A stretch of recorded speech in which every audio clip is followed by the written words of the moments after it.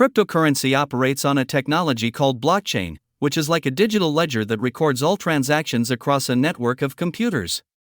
Each transaction is grouped into a block, and once a block is filled, it's added to the chain in a way that's secure and transparent. This means everyone can see the transactions, but personal information remains private. Cryptocurrencies are decentralized, meaning they aren't controlled by any government or bank, which gives users more freedom. To own cryptocurrency, you need a digital wallet, where you can store your coins safely.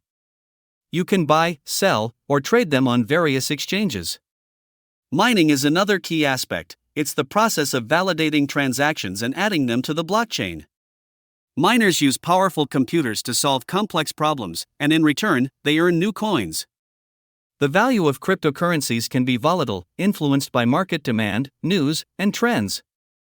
Understanding these basics can help you navigate this exciting digital landscape.